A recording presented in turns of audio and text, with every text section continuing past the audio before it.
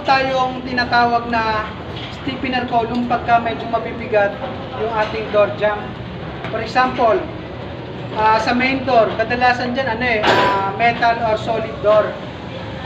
So meron po tayong tinatawag na stiffener column both side ng hamba. Ibig sabihin, kung ito yung finish ng hamba nyo, i-offset nyo ng 2 Gs para yung stiffener column. Sino po may lapis po? Ito po, dito po naka-specify yung stiffener column natin. Naka-Gs lang. Meron po yung bakal, vertical dalawa. Tapos kahit C-type na lang. Stiffener column, buhos po yun, orbitic. Meron din po tayong tinatawag dyan na dowels. Ito po, abang. Kakainin po kasi ito ng stiffener. Ito po yung pinaka-dowels niya. Wala po tayong ibang gagamitin. Hindi po tayo gagamit ng ganito, no? Guys? Hindi po tayo gagamit ng ganito. Kasi po, baka po may mag-inspection, ginagawa po ng report dyan. Ang pinapatupad po kasi natin is yung quality ng gawa.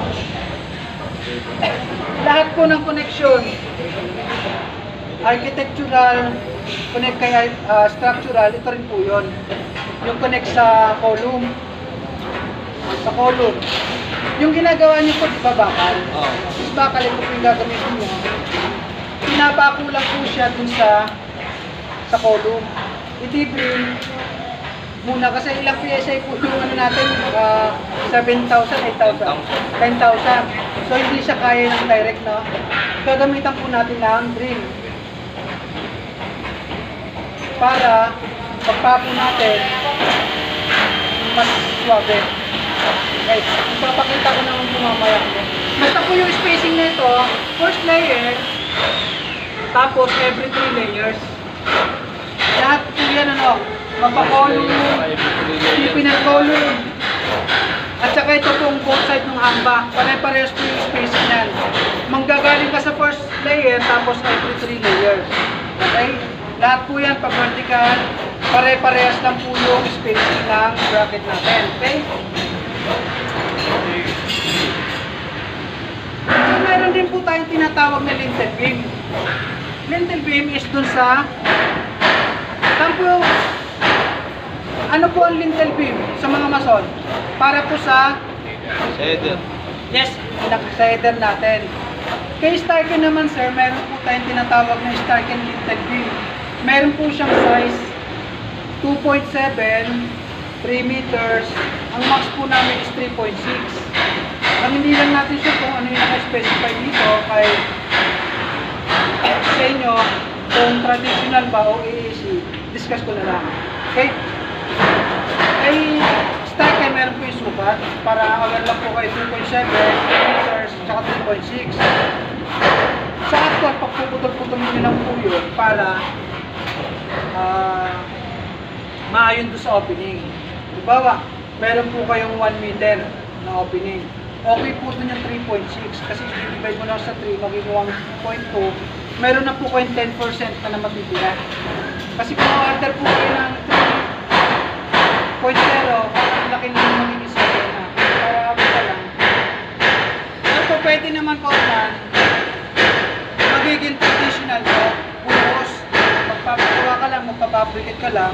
As sa Africa style, ilalapag mo lang. Kung pwede po yun, traditional. Ang gagawin lang ni Foreman, magpapabricate ng isa para mabilis yung trabaho. Hindi yung pa isa-isa. Na ang kailangan, pag traditional Foreman, para hindi muna pahapain yung iyong precast, lintel beam, meron po tayong 10% dito na nakasalo. For example, may 1 meter. Kailangan may G's po tayo pataas na naka-overlap.